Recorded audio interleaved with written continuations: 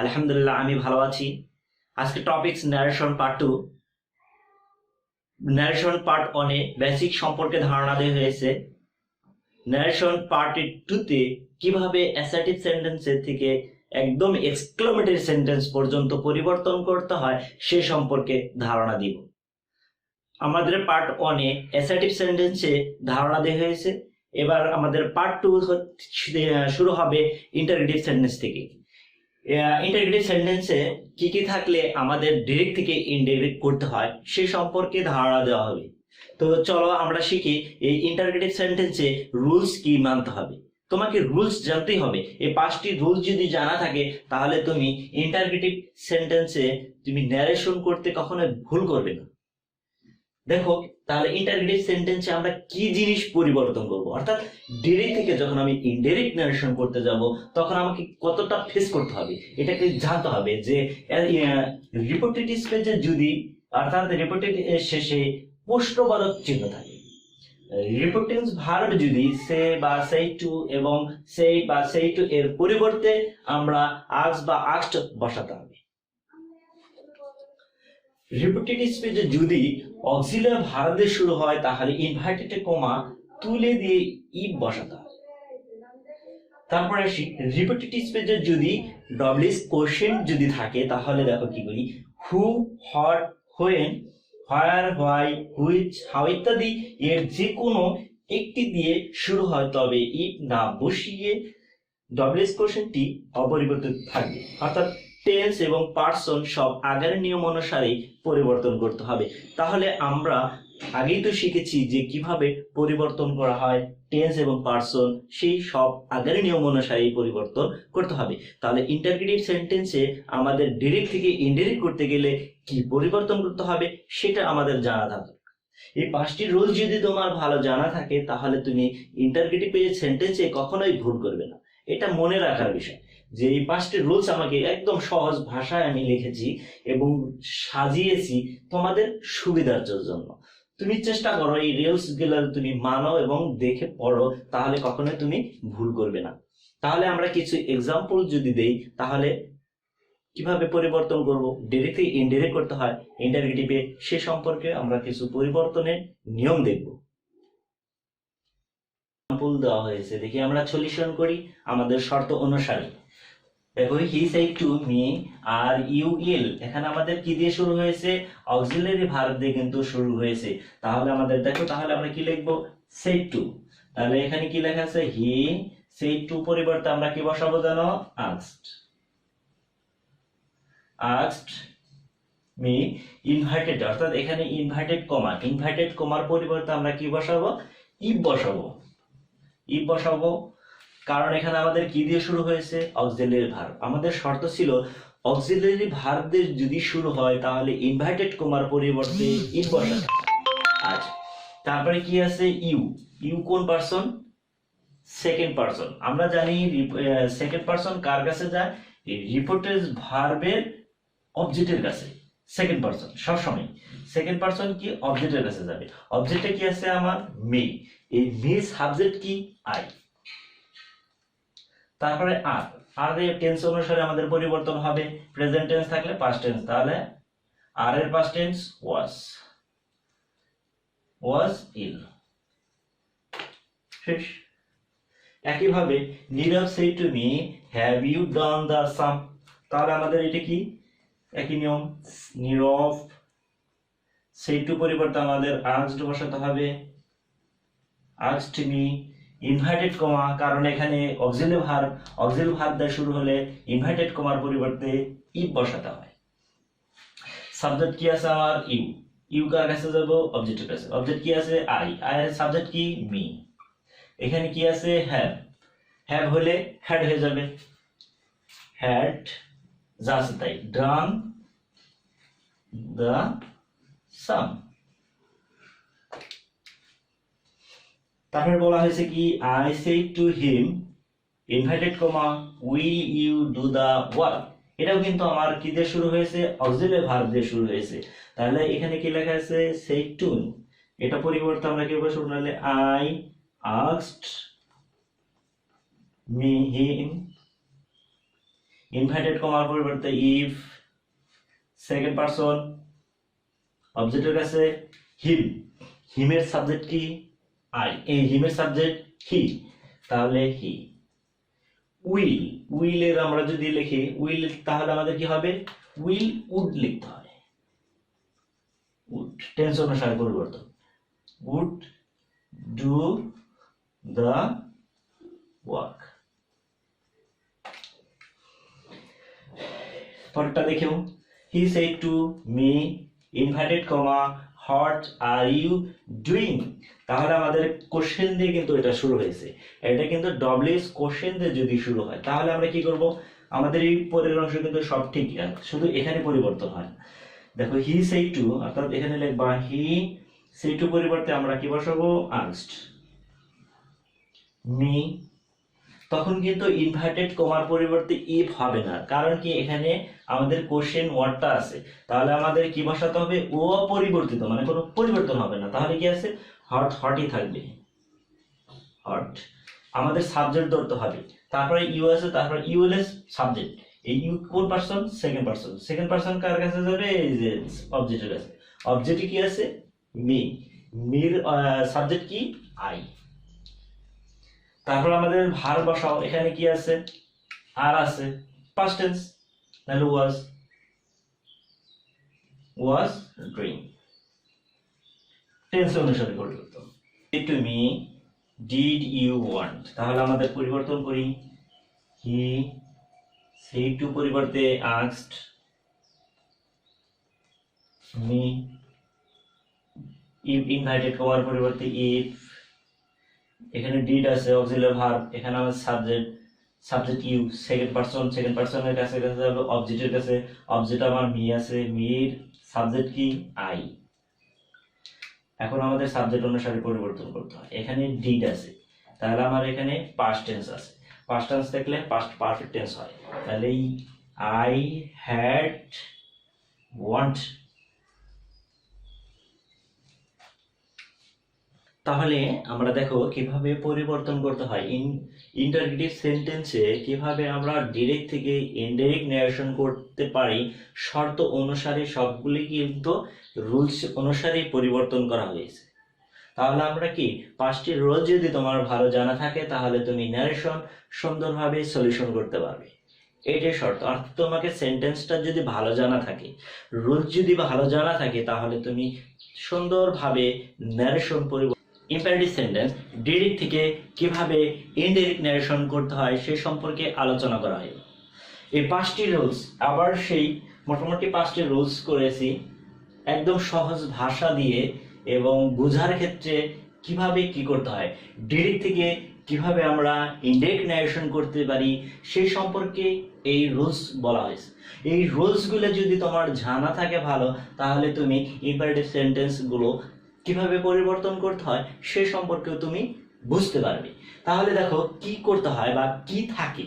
Imperative sentence তো আমরা চিনি, অর্থাৎ এটা এক কথায় শেষ যে মূল ভার্ব দিয়ে শুরু হয়। তাহলে দেখো রিপোর্টেড ভার্বে যদি সে বা সেই টু বা সেইড বা সেইড টু এর পরিবর্তে আমরা কি করব, এবার এক্ষেত্রে যদি আমরা কি দেখবো যে এই বাক্য দ্বারা আমাদের অনুরোধ বোঝালে, অর্থাৎ যদি আমাদের অনুরোধ বোঝায় রিপোর্টেড স্পিচ দেখে বুঝবো, এটা কিন্তু এই অনুরোধ বোঝাবো কথা থেকে রিপোর্টেড স্পিচ থেকে বুঝতে পারবো এটা আমার আদেশ না অনুরোধ না উপদেশ না ক্ষমা ইত্যাদি। অনুরোধ বোঝালে আমরা রিকোয়েস্ট ব্যবহার করব টেন্স অনুসারে, আর রিকোয়েস্ট থাকলে রিকোয়েস্ট হতে পারে। আদেশ বোঝালে ওয়ার্ডার বা কমান্ড টেন্স অনুসারে পাস্ট টেন্স কমান্ড আর হলো ওয়ার্ডার। উপদেশ বুঝালে মানে তুমি যদি উপদেশ বুঝায় সেই ক্ষেত্রে অ্যাডভাইস বা অ্যাডভাইসড ব্যবহার করতে হবে। ক্ষমা বোঝালে বেগ বা বেগেস্ট। কোনোটাই না বোঝালে অর্থাৎ সেই বাক্য রিপোর্টেড স্পিচ দ্বারা কোনো কিছুই বোঝাচ্ছে না, তাহলে তুমি কি ব্যবহার করতে পারবে, টেল বা টোল্ড ব্যবহার করতে পারবে। আর রিপোর্টেড স্পিচটি যদি মানে আমরা জানি যে রিপোর্টেড স্পিচটি মূল ক্রিয়া দ্বারায় শুরু হয়ে থাকে, তখন ইনভার্টেড কমার পরিবর্তে আমরা কি ব্যবহার করব, টু ব্যবহার করব। আর যদি সেটা যদি নেগেটিভ থাকে তাহলে আমরা কি করব, ওটা নট টু ব্যবহার করব। আর নেগেটিভের ক্ষেত্রে এখন দেখো আর একটা নিয়ম আছে, এখানে আমরা রিপোর্টের ইম্পারেটিভ সেন্টেন্সে টু বসবে এবং দ্যাট বসবে, দুটোই কিন্তু ব্যবহার করতে হয়। আর এখন কিভাবে দ্যাট বসবে সে সম্পর্কে বলি। আমরা জানি ইম্পারেটিভ সেন্টেন্সে কিভাবে শুরু হতে পারে, একটা লেট দ্বারা কিন্তু শুরু হয়। লেট দ্বারা যদি শুরু হয় তবে আমরা কি ব্যবহার করব, রিপোর্টেড স্পেসটা যদি লেট দ্বারা শুরু হয় তবে প্রপোজড বসে, অর্থাৎ সে বা সেইটের পরিবর্তে আমরা সরাসরি প্রপোজড ব্যবহার করব, ইনভাইটেড কমার পরিবর্তে আমরা দ্যাট ব্যবহার করব। তাহলে তারপরে কি টেন্স এবং পার্সন সব কিন্তু আগের নিয়ম অনুসারে পরিবর্তন করতে হয়। সবচেয়ে সহজ বিষয় হইতেছে যে এটা ম্যাক্সিমামই টেন্স কোনো পরিবর্তন হয় না, সেটা যদি লেট থাকে তাহলে আমাদের টেন্স পরিবর্তন করতে হয়, আর যদি লেট না থাকে আমাদের টেন্সের কোনো পরিবর্তন করতে হয় না, শুধু পার্সন পরিবর্তন করতে হয়। এই হইতেছে আমাদের ইম্পারেটিভ সেন্টেন্সের এই রুলস। এই রুলসটা যদি ভালো বুঝতে পারো তাহলে তুমি ইম্পারেটিভ সেন্টেন্স কিভাবে করা যায় সে সম্পর্কে তুমি নিজেই ডিরেক্ট থেকে ইনডিরেক্ট নারেশন করতে পারবে। এই হইতেছে আমাদের ইম্পারেটিভ সেন্টেন্সের রুলস। তাহলে আমরা কিছু এক্সাম্পল যদি দেখি তাহলে কিভাবে দেখি, চলো। তাহলে দেখো যে আমরা যদি ইম্পারেটিভ সেন্টেন্স এর কিছু এক্সাম্পল করি তাহলে আমরা বুঝতে পারি কিছু ডাইরেক্ট নারেশন দেওয়া আছে, আমরা কিছু ইনডাইরেক্ট নারেশন সলিউশন করব। তো দেখি তাহলে আমরা কি বুঝতে পারি যে mother said to me always speak the truth. এই আমরা সবসময় বুঝতে পারি যে রিপোর্টেড স্পিচ দ্বারা কিন্তু কি বোঝাতে চায়, অলওয়েজ স্পিক দ্য ট্রুথ এটা আমাকে একটি উপদেশমূলক কথা বলা হয়েছে। কি উপদেশমূলক হিসেবে যদি কথা বলে তাহলে আমরা এই রিপোর্টেড ভার্ব কি ব্যবহার করব, অ্যাডভাইস ব্যবহার করব। দেখো মাদার, এই সেড টু এবং অলওয়েজ এর পরিবর্তে আমরা কি ব্যবহার করব, অ্যাডভাইস ব্যবহার করব। অ্যাডভাইস মি, ইনভাইটেড কমার পরিবর্তে অর্থাৎ ইনভাইটেড কমার পরিবর্তে আমরা কি ব্যবহার করব, টু ব্যবহার করব।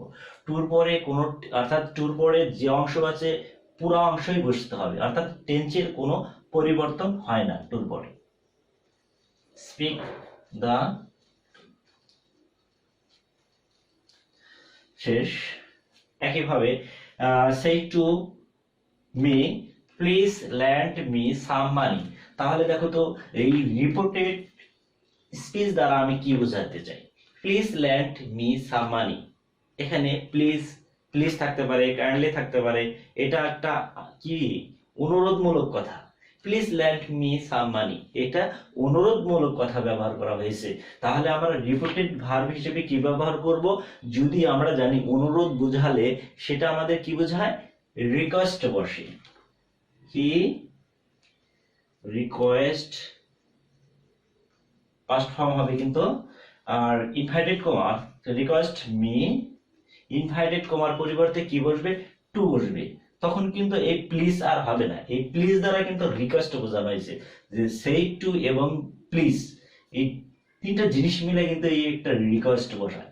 তারপরে টুর পরে যা আছে তাই, শুধু পার্সন পরিবর্তন। দেখো ল্যান্ড মি আছে, মি কোন পার্সন, ফার্স্ট পার্সন। আমরা জানি ফার্স্ট পার্সন কোথায় যায়, রিপোর্টেড ভার্বের সাবজেক্ট হিসেবে ব্যবহার করা হয়। তাহলে দেখো এখানে আছে মি আর এখানে আছে হি, তাহলে আমরা এটা আমার কি সাবজেক্ট না অবজেক্ট, এটা আমার অবজেক্ট হিসেবে ব্যবহার করা হয়েছে। তাহলে আমাদের হিমের অবজেক্টটা কি, হির অবজেক্ট হিম, হিম সাম মানি।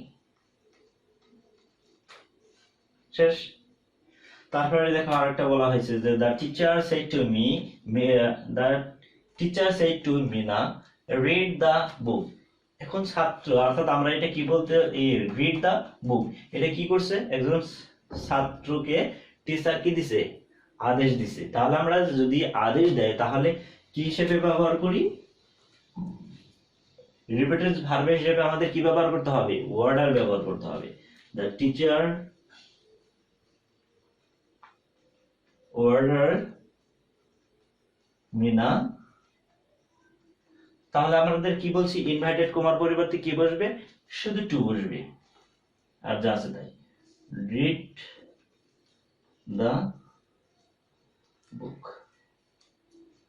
শেষ।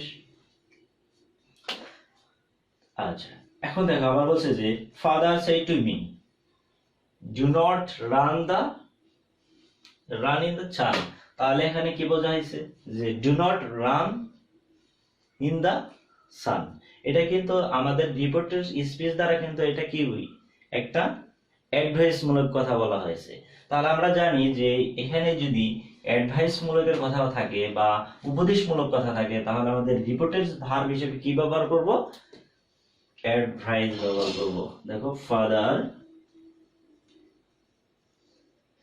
সেই টু পরিবর্তে আমরা কি ব্যবহার করব? Advice me. আমরা শিখিয়েছি যদি আমাদের নেগেটিভ থাকে তাহলে আমরা কি বসাবো? নট টু বসাতে হয়। নট টু, তারপরে কি যা আছে তাই, sun in the, run in sun the সান।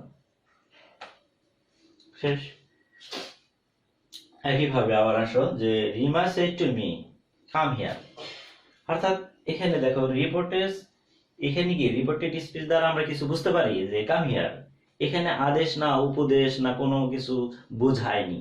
তাহলে কি, তাহলে আমাদের এখানে কি ব্যবহার করব? আমরা জানি যখন রিপোর্টেড স্পিচ দ্বারা কোনো কিছু না বোঝায় তখন আমরা টোল্ড ব্যবহার করি। তাহলে আমরা কি ব্যবহার করব? টোল্ড। রিমা সেই টু পরিবর্তে আমরা টোল্ড ব্যবহার করব। টোল্ড মি ইনভার্টেড কমার পরিবর্তে শুধু টু ব্যবহার করব। কাম হিয়ার, হিয়ার থাকলে দেয়ার হয়, মনে রেখো। হিয়ার থাকলে দেয়ার। সেই to Jim let us go to the sea. তাহলে আমরা জানি রিপোর্টেড স্পিচ দ্বারা কি বোঝাতে চাই এখানে? রিপোর্টেড স্পিচ অর্থাৎ আমরা জানি ইম্পারেটিভ সেন্টেন্সে যদি লেট আস দিয়ে বাক্য শুরু হয় তাহলে এটা আমাদের কি বোঝানো হয়েছে? প্রস্তাবমূলক কথা বলে। তাহলে আমরা জানি যে প্রস্তাবমূলক যদি কথা বলে তাহলে রিপোর্টেড ভার্ব হিসেবে আমরা কি ব্যবহার করব? প্রপোজড ব্যবহার করব। তাহলে কি যে লিমু সেই টু পরিবর্তে কি ব্যবহার করব? সরাসরি আমরা প্রপোজড ব্যবহার করব। Proposed gym. এখন আসো আমরা জানি যে লেটাস দিয়ে শুরু হলে আমরা ইনভার্টেড কমার পরিবর্তে কি ব্যবহার করব? দ্যাট ব্যবহার করব। দ্যাট। এবার আগে এখানে ফার্স্ট পারসন। আমরা জানি এখানে যদি থার্ড পারসন থাকে আর এখানে লেটাসের ক্ষেত্রে এখানে যদি আমাদের ফার্স্ট পারসন থাকে আর এখানে যদি থার্ড পারসন থাকে তাহলে আমরা সরাসরি দে ব্যবহার করব। They go. প্রেজেন্ট টেন্স থাকলে পাস্ট টেন্স বানিয়ে দাও। গোর পাস্ট টেন্স কি? Went. Went to the C.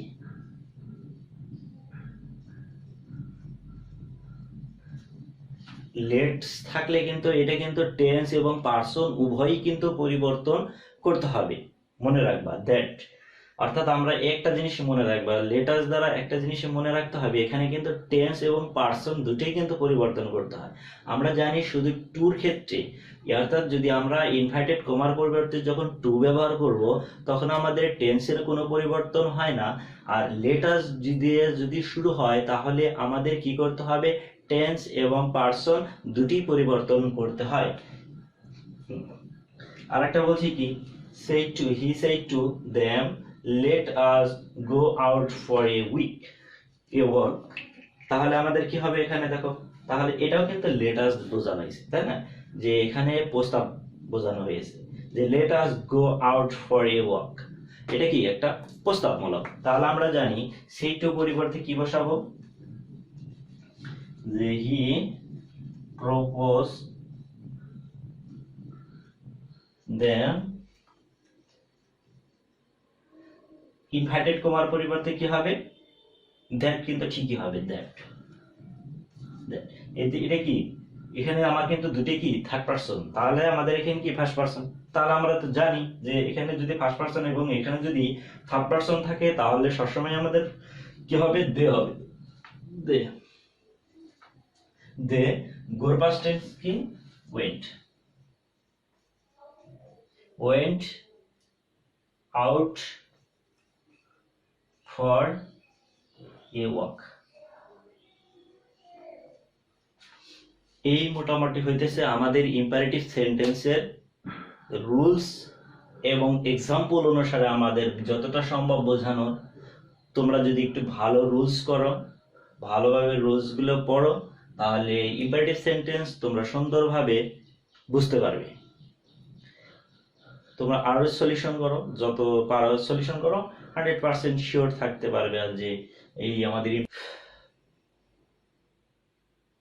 Operative sentence নিয়ে যদি কথা বলি, অপারেটিভ সেন্টেন্সে ডিরেক্ট নেশনে থেকে ইনডাইরেক্ট নেশন করতে হলে আমাদের কি করতে হয় এই রুলস নিয়ে আলোচনা করি। দেখি, রিপোর্টার্স ভার্বে সে বা সেই টু বা সেই বা সেইটের পরিবর্তে আমরা কি ব্যবহার করব, উইশড বা পেইড ব্যবহার করতে হবে। আর ইনভাইটেড কোমার পরিবর্তে আমাদের কি ব্যবহার করতে হবে, দ্যাট বসাই, মানে দ্যাট বসাতে হবে। রিপিটেটিভ স্পিচের সাবজেক্টের পরে কি বসতে হবে, মে বা মাইট হিসেবে ব্যবহার করতে হয়। টেন্স এবং পারসন সব আগের নিয়মই ফলো করতে হয়। তো অপারেটিভ সেন্টেন্সে একদম সহজ নিয়ম, অর্থাৎ সে পরিবর্তে আমরা পে বা উইশড ব্যবহার করব, আর ইনভাইটেড কোমার পরিবর্তে আমরা কি ব্যবহার করব, শুধু দ্যাট ব্যবহার করব। এই দুটো হচ্ছে, আর টেন্স পারসন এবং সব তো আগের নিয়মই। তাহলে দেখি আমরা একটু এখানে বলছি কি, my mother said may God bless you. তাহলে কি হবে এখানে, মে মাদার সেইট টু পরিবর্তে, সেইটের পরিবর্তে আমরা কি ব্যবহার করব, এটা প্রার্থনামূলক যদি বলা হয় তাহলে আমরা পেইড ব্যবহার করব। উইশড হইতেছে সাধারণ ক্ষেত্রে আমরা উইশড ব্যবহার করব, আর প্রার্থনামূলক কোনো কিছু বোঝালে আমরা পেইড ব্যবহার করব। তাহলে পেইড। ইনভাইটেড কোমার পরিবর্তে আমরা শুধু দ্যাট ব্যবহার করব। আচ্ছা, তারপর আমাকে এখানে সাবজেক্ট ধরতে হবে, যে এখানে সাবজেক্টটা কি, এটা হচ্ছে গড, এটা সাবজেক্ট। গড মে, অর্থাৎ আমরা জানি মে অর্থাৎ কি, রিপোর্টিভ স্পেসের সাবজেক্টের পরে মে বা মাইট বসাতে বা ব্যবহার করতে হয়। তাহলে আমরা কি করতে হবে, মে আছে, তাহলে কি ব্যবহার করব, মাইট।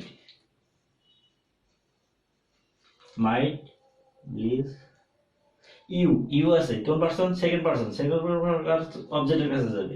এখানে কি কোনো অবজেক্ট আছে, না অবজেক্ট নাই, তাহলে আমাদের ধরে নিতে হবে এখানে ফার্স্ট পারসন আছে। তাহলে আমাদের কি করতে হবে এখানে, me. The teacher said to me, may you shine light. তাহলে এখানে আমরা কি ব্যবহার করব বলো তো, the teacher, আমরা said to পরিবর্তে আমরা wished ব্যবহার করি, wished me। ইনভাইটেড কোমার পরিবর্তে আমরা কি ব্যবহার করব, that ব্যবহার। সাবজেক্ট কি, মের পরে সাবজেক্ট আছে ইউ, কোন পারসন, সেকেন্ড পারসন কার কাছে যায়, রিপোর্টার্স ভার্বের অবজেক্টের কাছে যায়। অবজেক্ট কি আছে, মি, মির সাবজেক্ট কি, আই। মে আছে, কি হবে, মাইট। তারপরে কি, শাইন লাইট।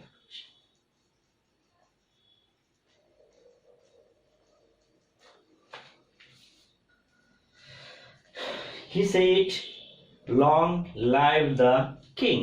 তাহলে এখানে লং লাইভ, দীর্ঘজীবী হওয়ার কথা বলছে, তাহলে এখানে বুঝতে হবে যে এখানে প্রার্থনামূলক বোঝানো হয়েছে। তাহলে আমাকে কি করতে হবে, হি সেইটের পরিবর্তে আমরা পেইড ব্যবহার করব।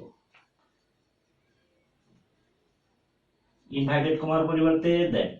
এখানে সাবজেক্ট কি, লিভ লং, এগুলো হচ্ছে যে লং লাইভ, এখানে আমার কি থেকে অর্থাৎ পরে আর অংশ আমার সাবজেক্ট ধরতে হয়। দ্য কিং একটা আমাদের সাবজেক্ট, ধরো সাবজেক্ট।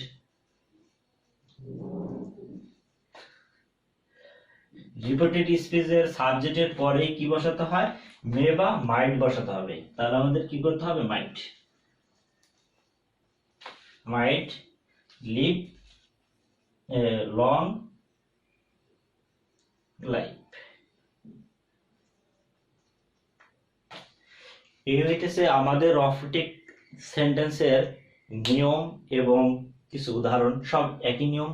এটা উদাহরণ খুবই কম দেওয়া হয়েছে, তো সব একদম সহজ। অপারেটিভ সেন্টেন্সে একদম সহজ, একদম ইজি। এই দুই তিনটি রুলস পড়লেই মোটামুটি ধারণা লাভ করা যায়। ঠিক আছে, এক্সক্লেমেটরি সেন্টেন্স সম্পর্কে যদি বলি, ডিরেক্ট নারেশন থেকে ইনডাইরেক্ট নারেশন করতে গেলে আমাদের কি পরিবর্তন করতে হয় সে সম্পর্কে যদি বলি, রিপোর্টেস ভার্বে যদি সে বা সেই টু থাকে তাহলে আমাদের তিনটি জিনিস ব্যবহার করতে হয়। যদি আনন্দ বোঝানো হয় তাহলে আমাদের কি বসবো, এক্সক্লেমেট উইথ জয়, আর বেদনা বোঝালে এক্সক্লেমেট উইথ সরো, আর যদি সাধারণত ক্ষেত্রে বোঝানো হয় তাহলে এক্সক্লেমেটিভ উইথ ওয়ান্ডার হিসেবে ব্যবহার করা হয়। আর ইনভার্টেড কমার পরিবর্তে দ্যাট ব্যবহৃত হয়। টেন্স এবং পার্সন সব আগের নিয়মেই পরিবর্তন করতে হবে। তো একটা আমাদের 4 নাম্বার রুলসটা অনেক ইম্পর্টেন্ট। রিপোর্টেড স্পেসটি যদি হট বা হাউ দিয়ে শুরু হয় তাহলে এটাকে তুলে আমাদের কি ব্যবহার করতে হবে, ভেরি, গ্রেট, প্রিটি ইত্যাদি হিসেবে ব্যবহার করতে হবে ডিরেক্ট ন্যারেশনের ক্ষেত্রে। তাহলে আমরা কিছু এক্সক্লেমেটরি সেন্টেন্সের এই এক্সাম্পল যদি ফলো করি, একটু ফলো করি। The captain said হুররা our team has won. তাহলে এই আমরা রিপোর্টেড স্পিচ দ্বারা আনন্দ না বেদনা না সাধারণ ক্ষেত্রে ব্যবহার হয়েছে, এখানে হুররা আনন্দের ক্ষেত্রে ব্যবহার হয়েছে। তাহলে আমরা আনন্দের ক্ষেত্রে কি ব্যবহার করতে পারি, সে পরিবর্তে দ্য ক্যাপ্টেন এক্সক্লেমেট উইথ জয়।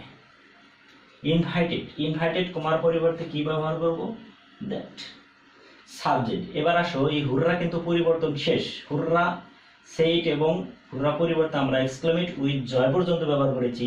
এখানে সাবজেক্ট আওয়ার আছে, তাহলে আমাদের এখানে ফার্স্ট পারসন কার কাছে যাবে, সাবজেক্টের কাছে। দ্য ক্যাপ্টেন, এখানে ক্যাপ্টেনের প্রনাউন হিসেবে ব্যবহার করা হইতেছে দেয়ার ফেম হ্যাজ থাকলে হ্যাড টেন্স পরিবর্তন করতে হবে মুন। শেষ। হি সে আনলেস আই অ্যাম আনডাউন। তাহলে এই রিপোর্টেড স্পিচ দ্বারা আমরা দুঃখ প্রকাশ করেছি। রিপোর্টেড স্পিচ দ্বারা কি প্রকাশ করে, দুঃখ প্রকাশ করে। আমরা তাহলে দেখো দুঃখ বা বেদনা বোঝালে এক্সক্লেমেট উইথ সরো, তাহলে আমরা ব্যবহার করব হি এক্সক্লেমেট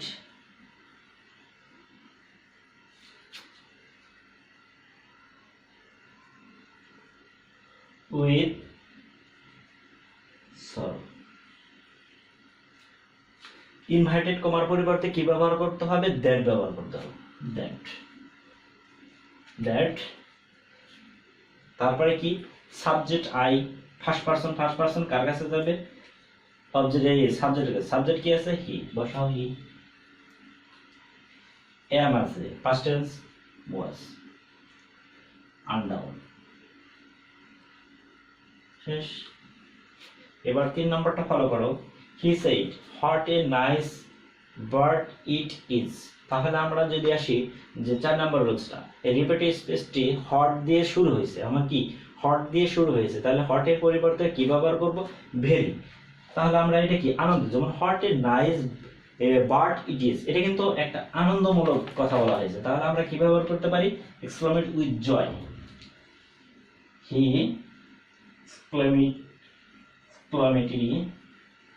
exclamatory with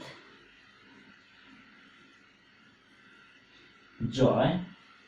ইনভার্টেড কমার পরিবর্তে কি ব্যবহার করতে হবে, দ্যাট। এবার আসো সাবজেক্ট কিন্তু আনতে হবে। হোয়াট এ নাইস বার্ড, এ পর্যন্ত কিন্তু সাবজেক্ট নাই। সাবজেক্ট কি আছে, ইট। থার্ড পারসন, দেখো এখানে থার্ড পারসন, এখানে থার্ড পারসন থাকলে কখনো আমাদের টেন্স এই পারসন পরিবর্তন হয় না, তাহলে ইট থাকবে। ইট ইজ থাকলে ওয়াজ। তারপরে কি আছে যে হট এ নাইস, নাহলে আমরা কি করব, ওই হটের পরিবর্তে কি ব্যবহার করব, ভেরি। তাহলে কি হবে, এর আর্টিকেলটা কিন্তু আগে আনতে হবে, এ ভেরি নাইস বার্ড। এই হইতেছে যে আমাদের এক্সক্লেমেটরি সেন্টেন্সের কিছু নিয়ম রুলস।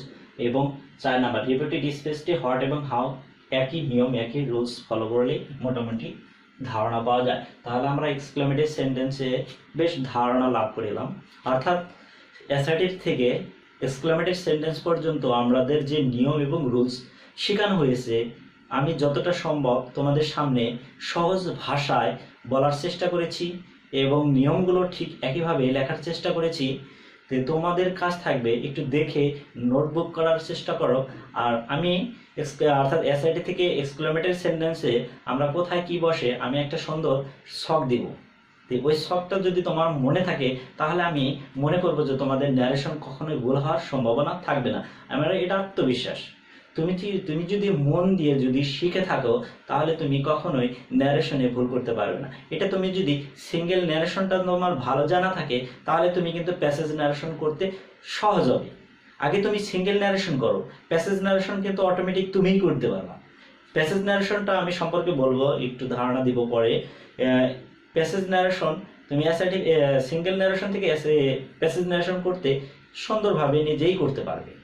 তাহলে তোমাদের যে কাজ থাকবে এই সেন্টেন্স ধরে ধরে একটা একটা করে ধরে ধরে শেষ দাও, 100% তোমরা ভালো পারবে, এটা আমার প্রত্যাশা।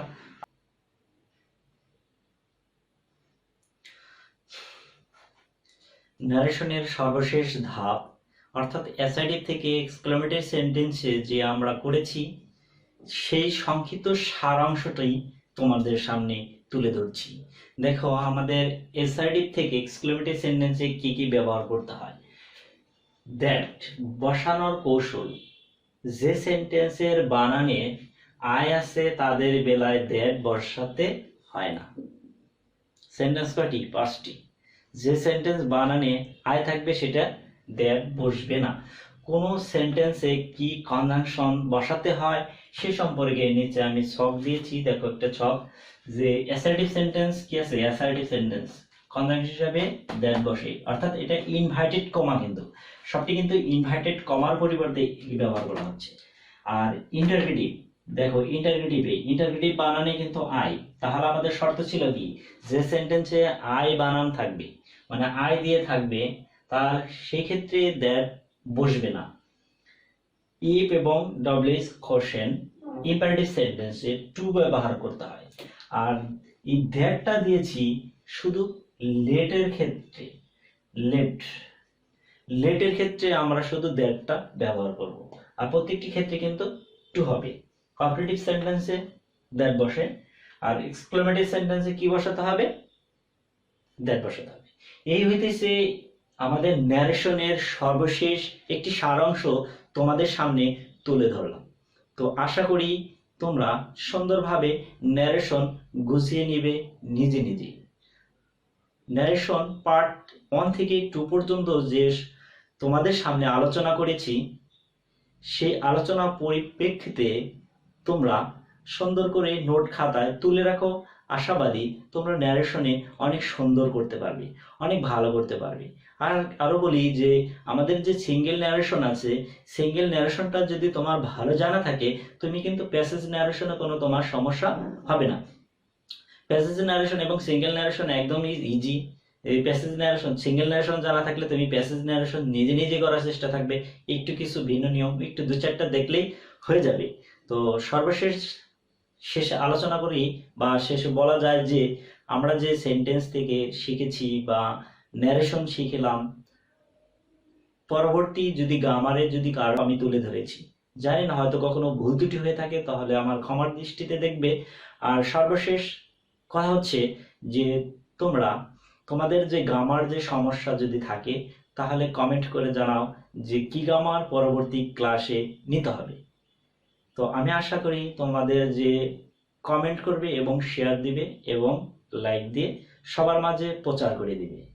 তো নিজে শিখুন, অন্যকে শেখাতে সাহায্য থাকুন, ঘরে থাকুন, সুস্থ থাকুন, শুভ কামনা করে আজকের মতন ন্যারেশন থেকে তোমাদের কাছ থেকে